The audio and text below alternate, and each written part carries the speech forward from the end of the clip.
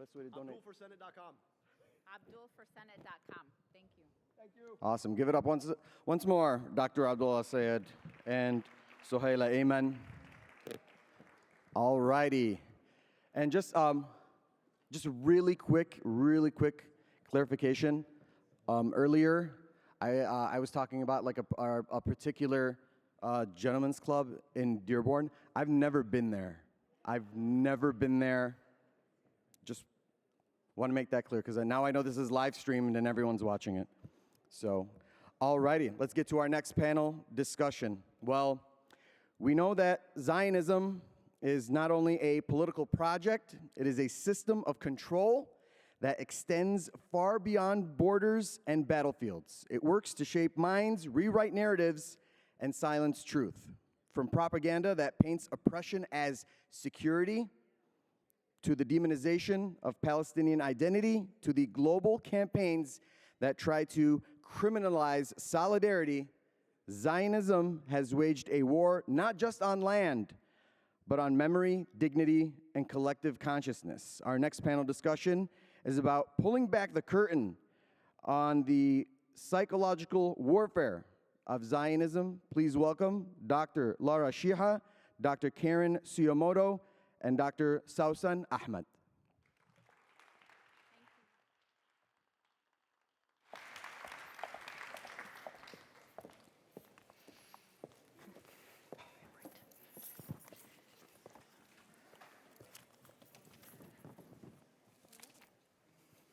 Good afternoon, everyone. Not sabah, مساء الخير. مساء الخير. It's morning for me in California.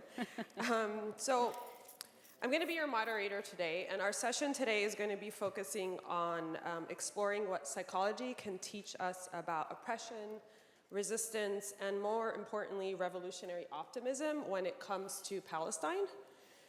And I want to acknowledge first that this event and session today takes place on the traditional and ancestral and contemporary lands of indigenous people. And before this land was colonized, it was cared for and called home by the Anishinaabe, the Obijwa, the Odawa, and the Potawatomi peoples. And as we center Palestine in our conversation today and throughout this conference, we must acknowledge the settler colonial state that we live in and that we exist in today and right now.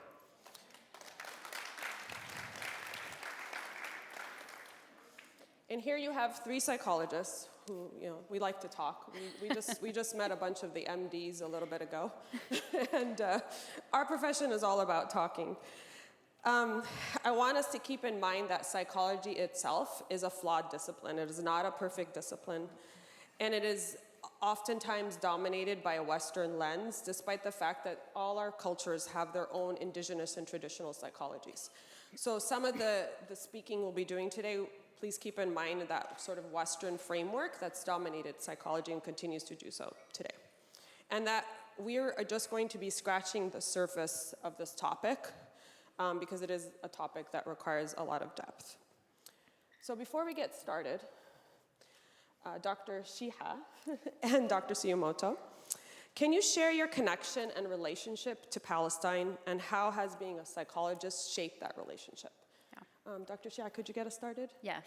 And first of all, a sort of shout out to Amal, who's doing this work. It's amazing. And visit her.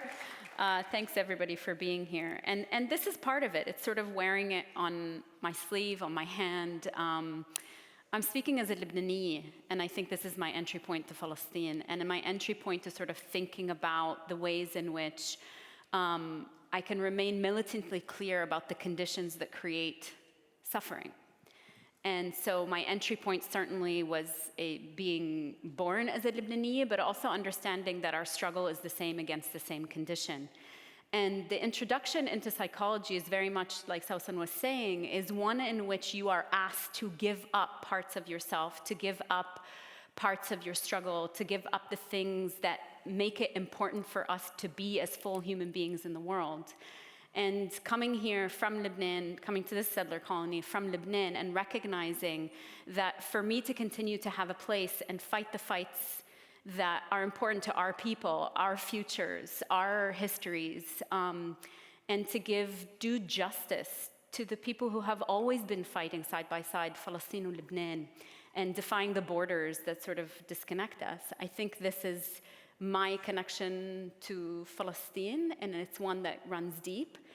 And I think what psychology has to teach us or not, to the contrary, I think there was a lot of ways in which I had to fight the ways constantly in which I was being invited into a discipline that disciplines us out of this condition, that disciplines us, that would have us believe that somehow psychology needs to be sanitized or that it's not political. And what we know, actually, it is a political project in and of itself. And so a reminder to us constantly that all the work that we're doing is political. And if I took seriously my ethical commitments to the world, it would also be for me to ground myself in the knowledge that to alleviate suffering psychically and otherwise, I had to be politically committed.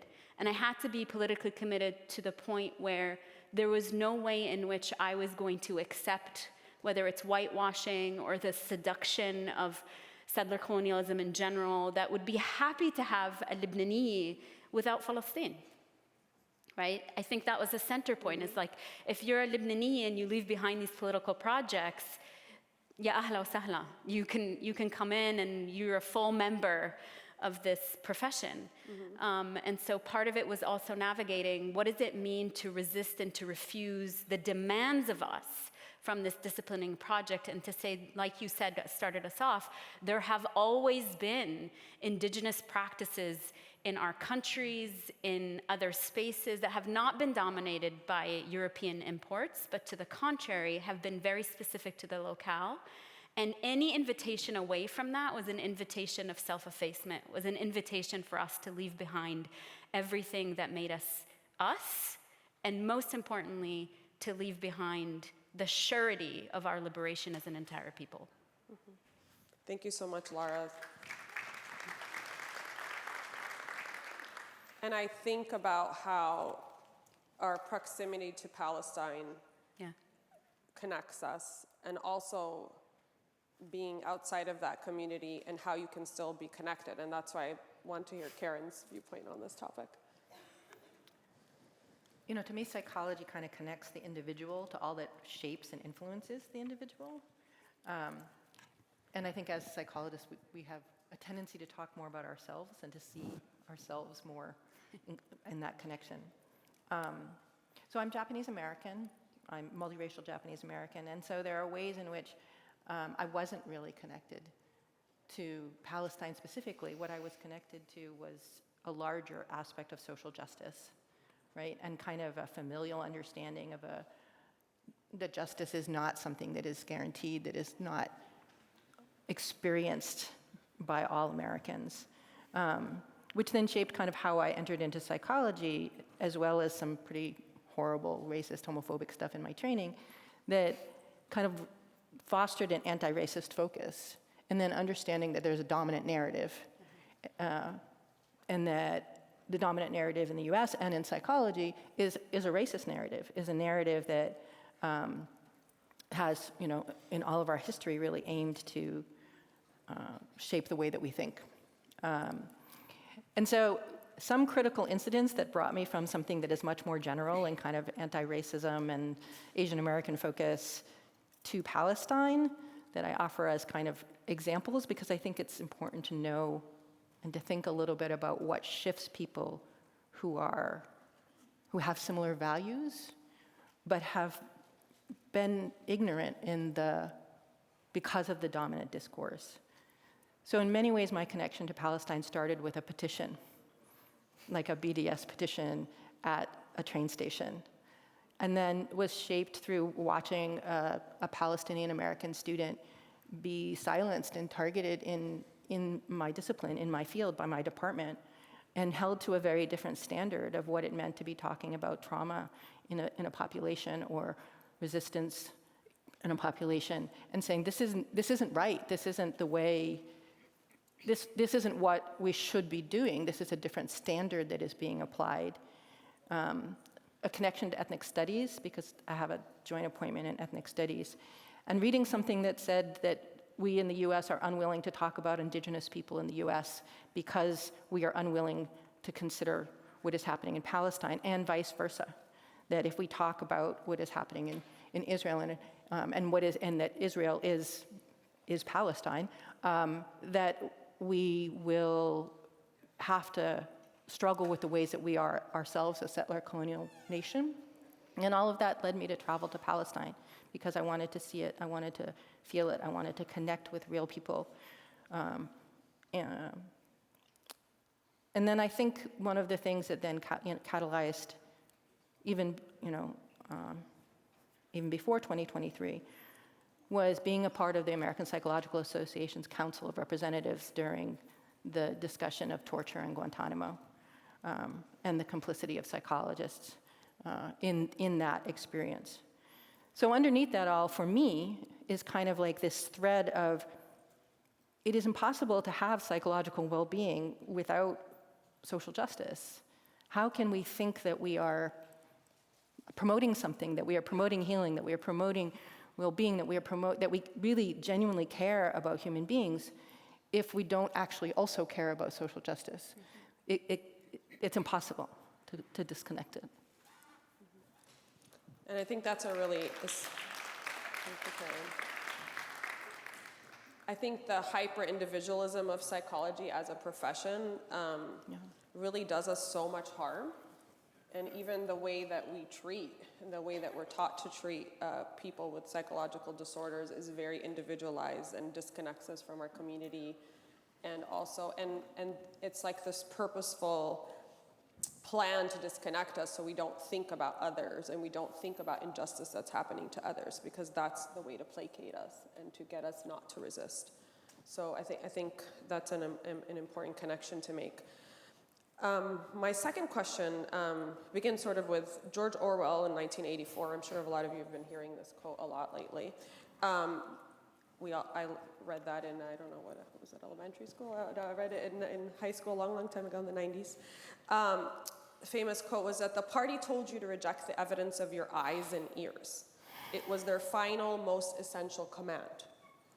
When we speak about the psychological warfare of Zionism, as this session is entitled, what do we really mean? What do we mean by that? What do we mean by psychological warfare? What does that look like? And why has the dominant narrative on Palestine dominated the discourse for so long? And how does that affect us? How does that affect us psychologically? How does that affect us physically? Both our psychological and physical well-being are related. Mm-hmm. Can you speak a little bit to that? Mm-hmm. Do you want to? Sure. Okay. So one of the things about our profession is it oftentimes talks about, or when we think about mental health, we think about it as like an after effect. Something happens, there's violence that happens, and then there's an after effect, and that's what causes mental health issues. I think when you conjure up this quote, one of the things for us to think about is the ways in which the psychic terrain, our psychic space, our psyche, is yet another terrain for the expansionism of Zionism, right? If Zionism is essentially an expansionist project, one that moves towards sovereignty in all places, expanding beyond borders, one of the things for us to think about is that none of this is a secondary effect. It's a primary tool to intrude upon our spaces and to reorient ourselves and to make our interiority different so that we're reoriented to the world, and then we end up feeling like we're the ones who are crazy. So we can think about Tawafan al-Aqsa, for example. Afterwards, so many people would come up to me and say, I'm the one who feels like I'm crazy. I know exactly what's happening. I know who the aggressor is. We know that this is a project that has been going on for 7 decades, if not more. How is it that I'm the one who's feeling crazy? And I think this is the part of it, right? That George Orwell quote, what it brings to us is that in and of itself is also a political project. Our political prisoners know this very well, whether it's Walid Daqqa or George Abdallah or Khalid al-Jarrad or any one of these people, or Sahab Shara, who have always taught us that the psychological terrain is a primary terrain for targeting. Because the second that you start feeling like you're off, you cede psychic space. We know also that then we commit ourselves to whatever else comes materially. The psychological theft has to happen first, right? part of the way that psychological theft happens is not accidental. Again, if we go back to the logic of Zionism, any oppressive system, Zionism being a racist project, a settler colonial project, it works on dispossession, displacement, disconnection, dissociation. So psychologically, that's what it's also working on as well. And what that means, it can transform something in front of our eyes. So when George Orwell says it's not enough that we, the famous sort of scene in George Orwell when they put up fingers and say, how much do you see? It's not enough that you lie and you see, I see this many fingers when you don't. It's that they want you to actually believe that there's an extra finger there or one less finger, right? So the transformation has to happen. And I think we can link it back also to where you started with the land acknowledgement, is that those of us who live in the settler colony of the United States, we can think about how every single day we can wake up and we are seduced into thinking that this is not stolen land, right? That we can forget that, even momentarily, maybe for a week, that we go around and we say colonial names of places. The same thing is happening in Palestine, where they transform the topography, but then it becomes internalized into our interiority as well. So it's a good reminder for us. Why do we do these things? Is to refuse. There's a constant refusal that needs to happen because the depth and the precision of psychological warfare is such that it repeats itself. It's violence that repeats itself. It's oppression that repeats itself. Settler colonialism has to. That's why they need their flags. That's why they need to continue expanding. That's why they use psychological warfare. So our response to that also has to be as repetitious and as strong. It might seem simple for us to be like, oh, this is happening, or do we just keep repeating this? The repetition is key because the point, again, is to transform us. This is what we would call settler colonial reality bending.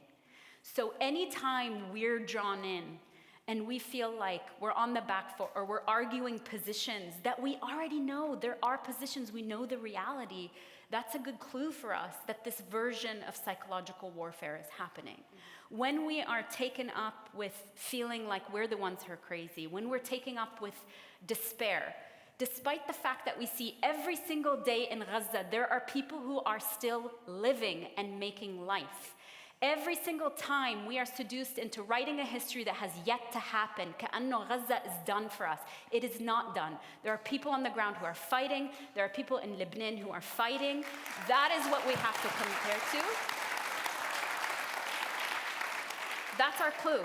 And that's any time any of that comes in, when it starts to slip in, that's our clue for the fight that's needed psychologically to not allow psychological warfare to come in. We have so many emotional clues about when this is happening, right? That doesn't mean we're not registering the horror and the pain. We need to do that. But if we register horror and pain, then we also commit to dismantling the conditions that created that horror and pain to begin with. It can't just be the sort of psychological warfare of disabling us, because that's the end point of it is not by accident. It is to demobilize us. It is to depoliticize this. It is to forget that we have a long history of revolutionary fighters and that our future is ours.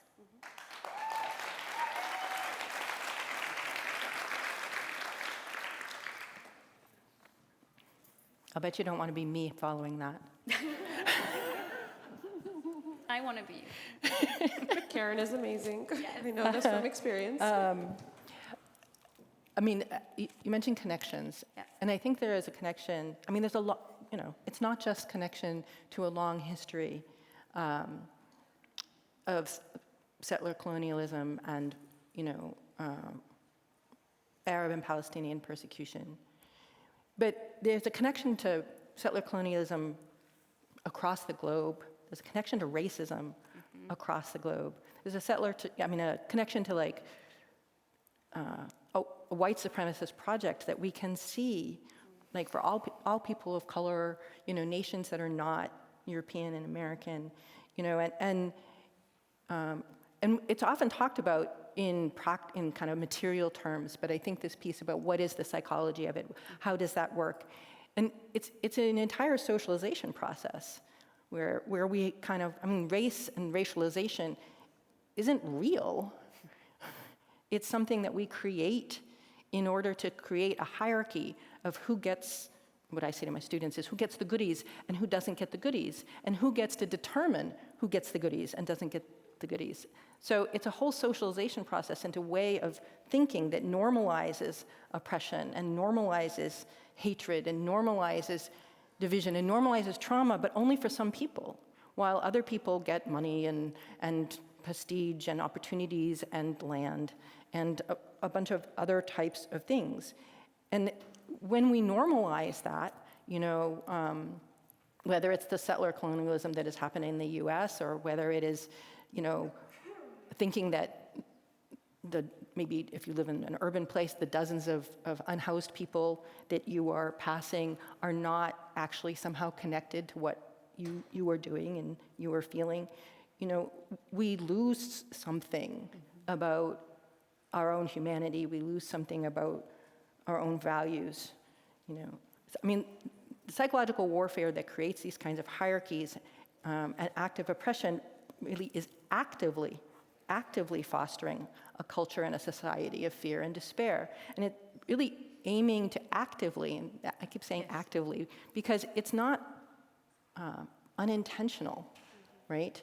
It may not be individually intentional. There may be people saying, well, I don't personally mean this, but when we participate in it, and we take it in, and we act as if it's true, and we act as if it's okay, or we act as if we have to not pay attention to it, we are participating in something that is actively, suppressing our critical thinking, suppressing our ability to even consider other possibilities. It's actively suppressing our free speech. It's actively suppressing our dialogue and our ability to reflect on our own experience. And so it's not, like the attack on higher education or on education generally, is not incidental, because if we can socialize people to not think critically, if they can socialize people to not think critically, then really nothing else is necessary, right? Because then we'll just do it ourselves, And I think that all of that leads to kind of losing or obscuring an analysis of power, right? And so we create this like the weaponization of anti-Semitism is instilling fear, right? Across the board, it's still instilling fear in psychologists, right? So people who are supposed to be about healing and empathy and care, like some of the most vicious hatred has been coming out within our field, right? And it's like, what is going on, an example of somebody who said, setting aside the beginning part of it, I'm just learning about this genocide, and I'm really depressed, and I'm distressed, and I, feel terrible about this, and I don't know what to do, and I feel helpless. And there was this huge amount of response from psychologists attacking her just for naming it. And so we're instilling this fear, the weaponization of anti-Semitism, instilling this fear, and instilling the self-doubt, not only among folks who are directly affected, Swana folks, Palestinian folks, but among everybody who wants to speak a truth, among everybody who wants to care about justice. And it's dividing good anti-racists, those that don't talk about Palestine, right, from bad anti-racists. And that just means that really what it's saying is stop seeing the connection, stop seeing the justice, stop seeing the power. It twists reality, and it twists our psyche in a way that is really difficult to recover from, particularly to recover from individually. Like imagine a child who is growing up with a parent who is psychotic, in other words, who is untethered from reality, who feels like, Martians are putting lasers through their body, or that the child is the reason why they are crazy. And what is that child learning about people, about themselves, about the world? What is the psyche that is happening inside them, right?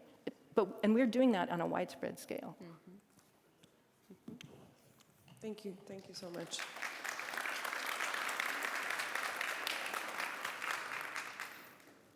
I think it's important to recognize too that the psychological warfare is probably the most important step of this project.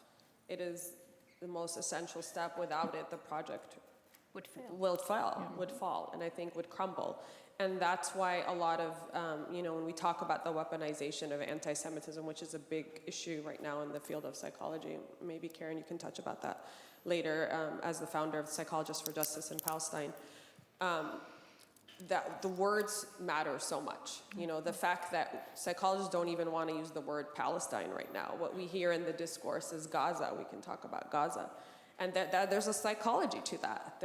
And I think that's why it's really important for us to understand as thinking people, as people who want to be change agents, is to understand that part and to understand how to break down that part. With that in mind, since the Al-Aqsa flood and before, since it just started a couple of years ago, a lot of unlearning has been occurring about Palestine. Yesterday, I think Mahdi Hassan and Bassem Youssef were going on this back and forth about pessimism and being optimistic and pessimistic, and these are things that we as psychologists talk about a lot. That a lot of unlearning has been occurring, and that might be a place of hope or optimism, we might say, regarding Palestine, both within our community and outside of the community. Our community being, I could say, the Arab, the Muslim adjacent community.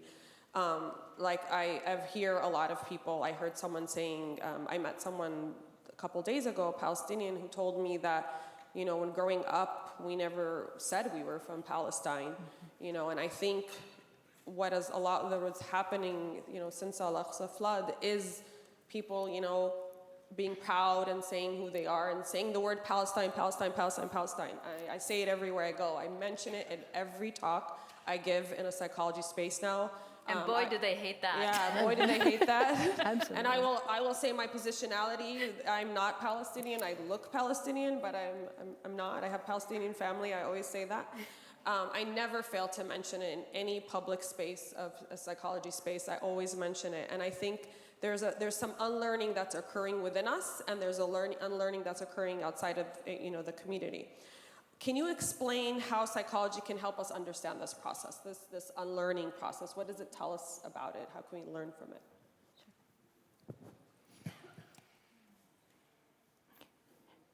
I mean, I think that, I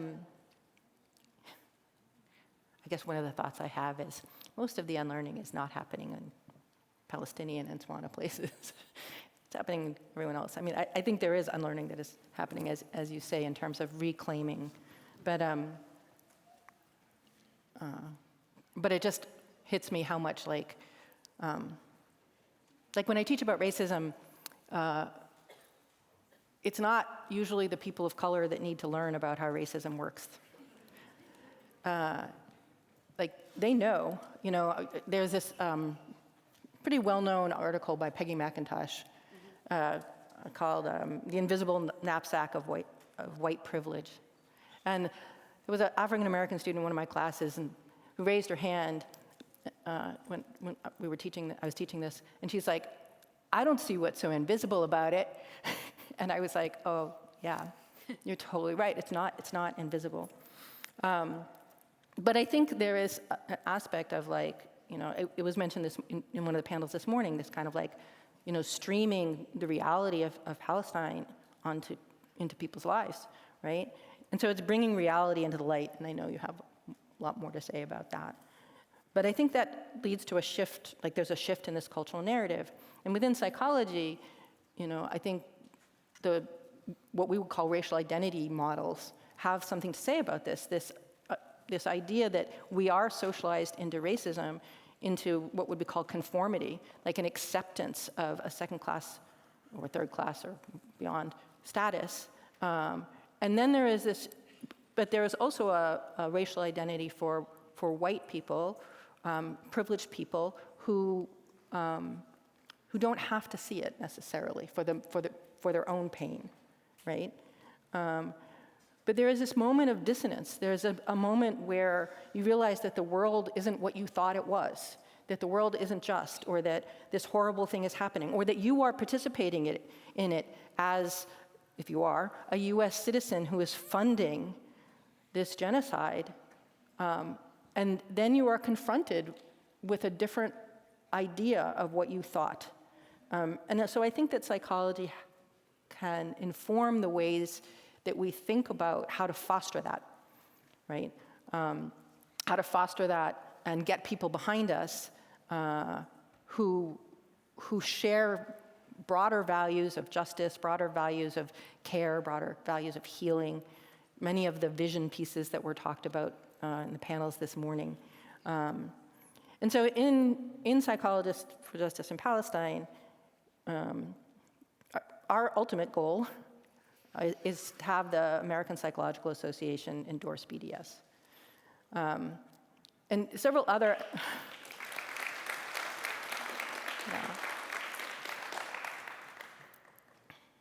several other academic organizations have done it, but psychology is huge.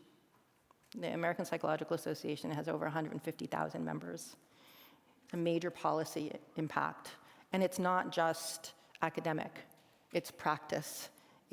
And this is one of the reasons why it's so important, because it directly affects what we do with people and whether we participate in gaslighting and whether we participate in having them normalize this idea that one person's justice, it's reasonable for one person's justice to come at other person's oppression or death, right?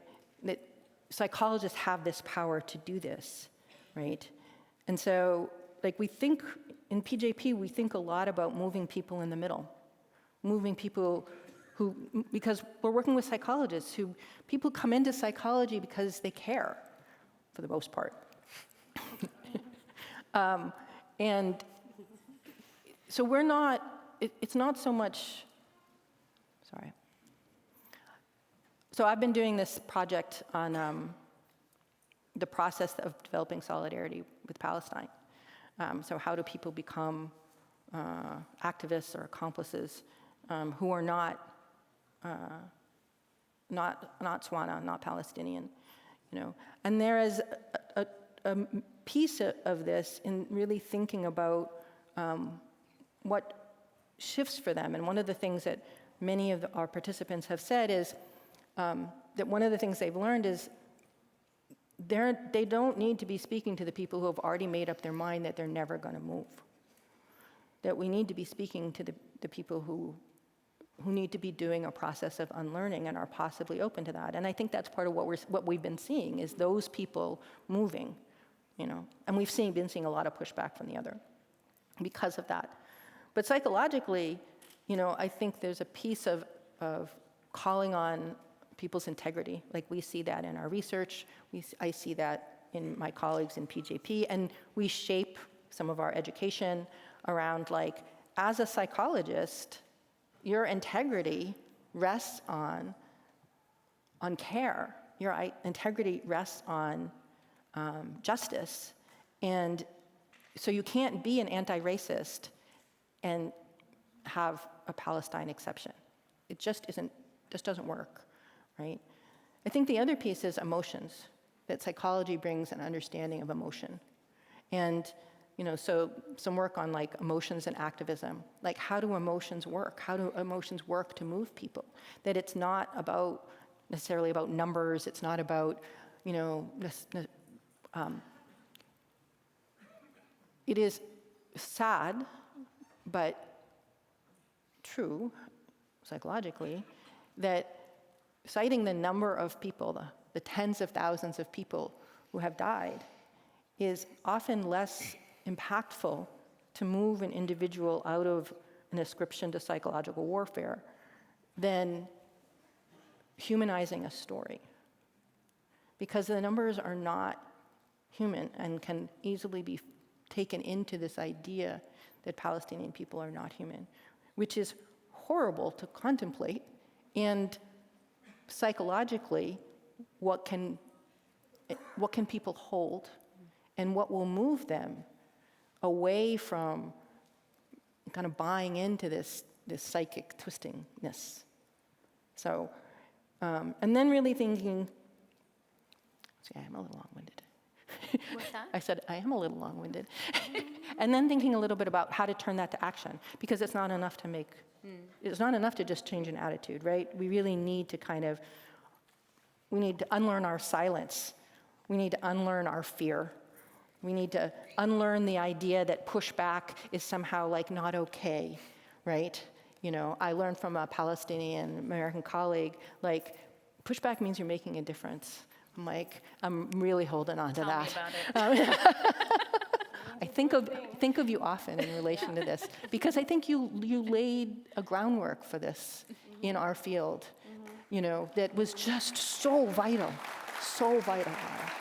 you know, to have that, like, stand up in the face of that pushback, that it's not about, you know, being nice or being accepted or being all of those things, that it's really about the integrity that you have and the care that you have, and knowing that you stand behind, that you really stand behind those values of love and those values of care and those values of relationality, right? And no matter what anybody else says, right, that is not, like, that they're twisting something that isn't truth, right?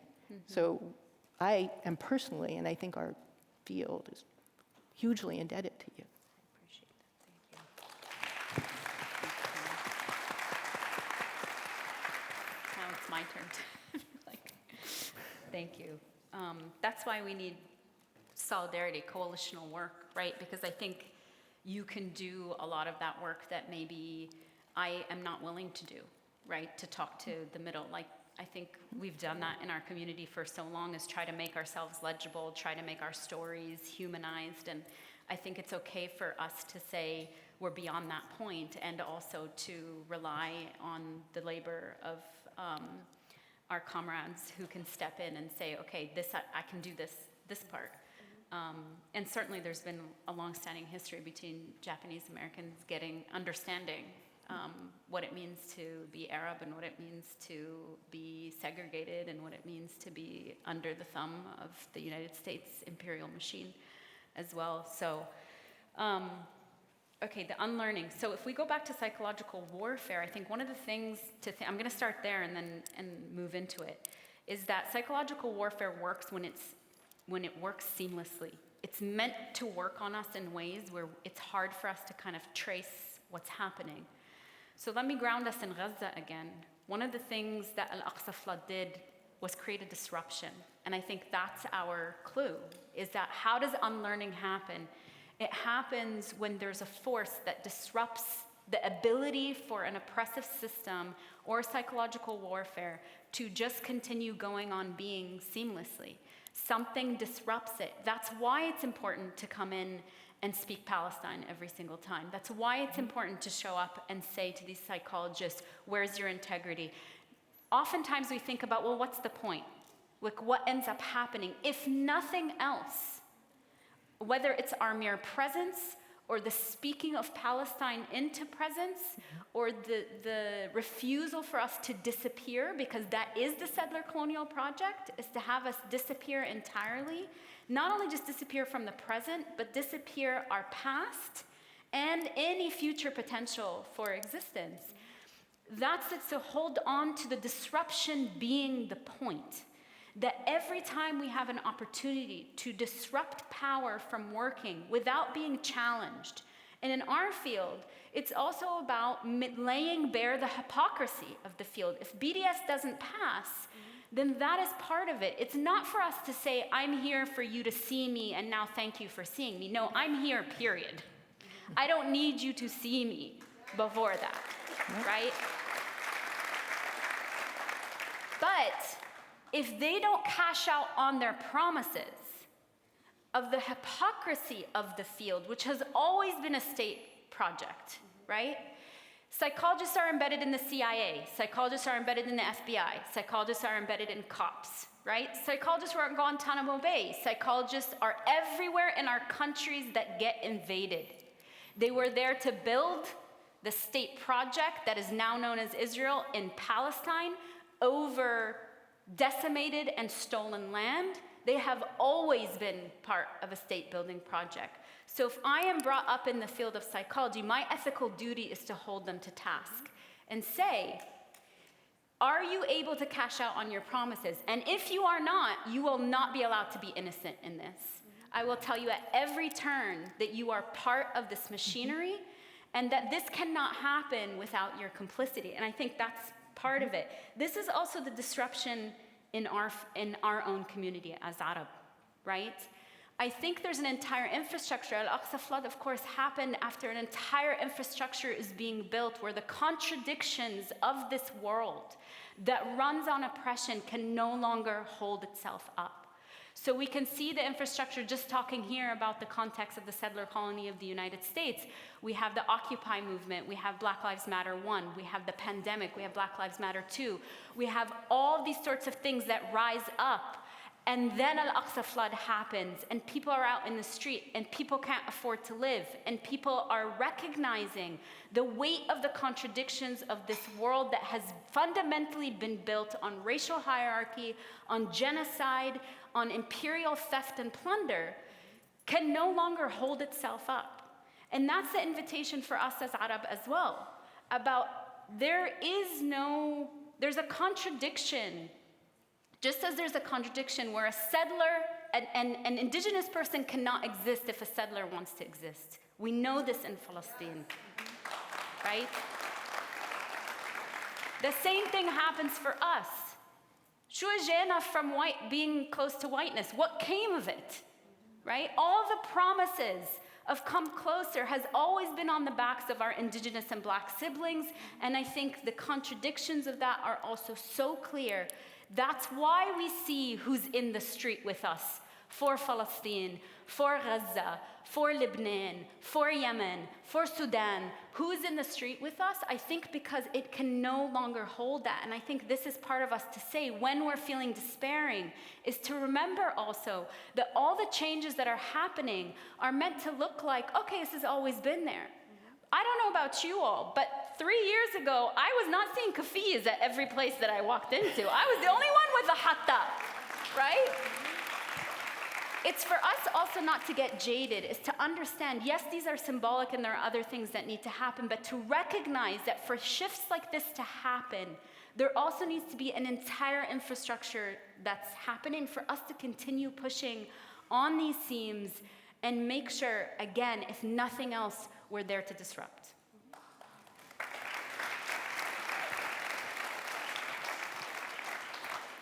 Thank you, Lara and Karen. And Lara, I really love how you spoke to us as a community, as an Arab community, because I think for so long we have been complacent. We have been part of the systems that are oppressing Black and brown people and indigenous folks. And we have benefited from those systems. And I think the consciousness, the unlearning that has been occurring in the last 2 years has told us that we are not that. We cannot be that.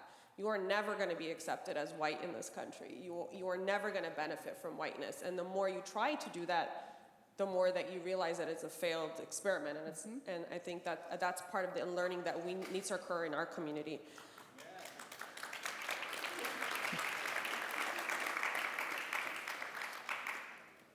And we need to wrap up, but I always want to, I'm a psychologist in the end, I want to wrap up from a place of action and a place of revolutionary optimism.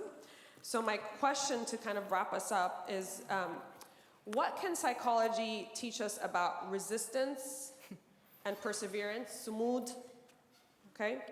In a time when a lot of us are feeling despair, we're feeling numb, we're feeling, I've heard so many people, I'm running a project in my lab about the sort of dysthymia, which is what we call like low levels of consistent levels of depression.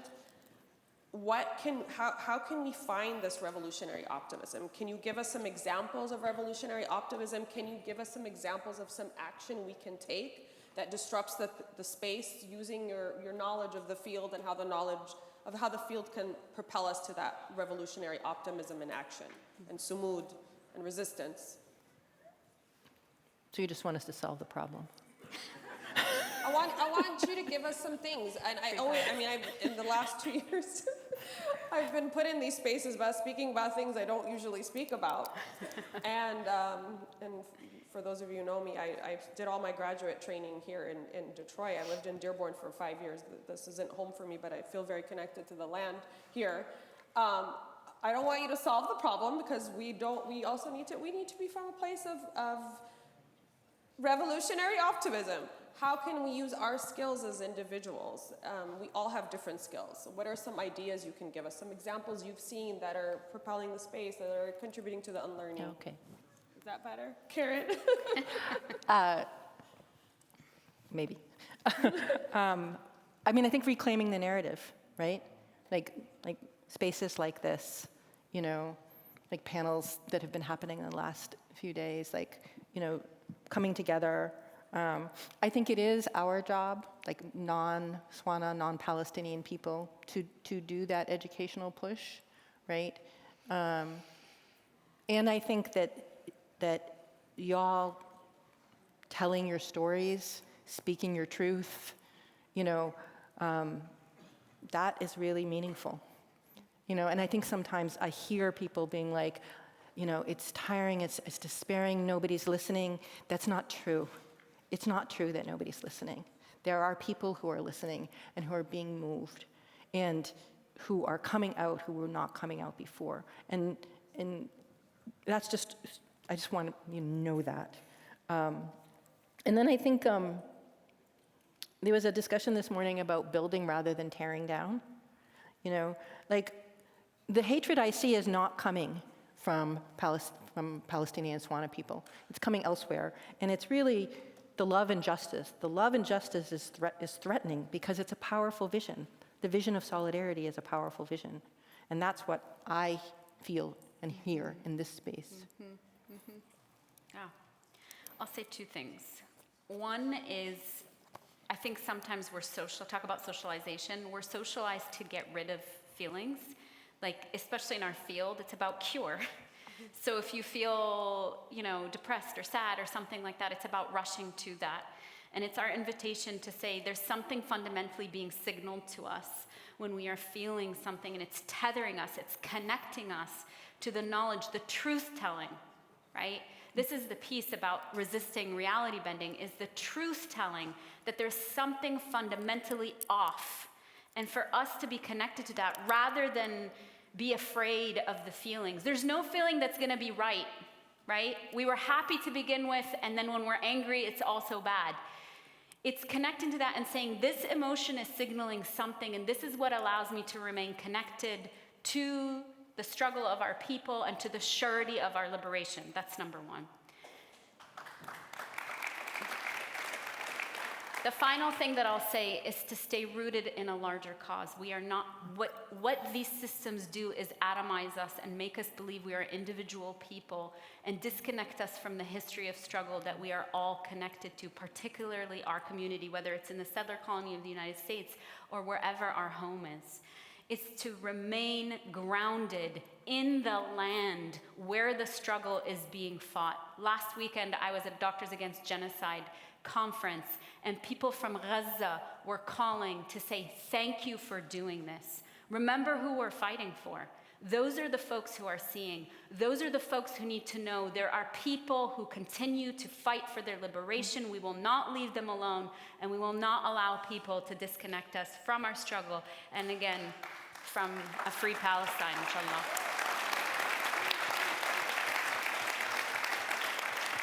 Thank you so much. Thank you, Sawssan. Thank you so much, Lara and Karen. And I think we are not supposed to feel okay and happy in a sick world. We are supposed to feel despair right and then now. fight. And fight, and use that and propel it to action. And that's the note we want to leave on. That's right. Thank you.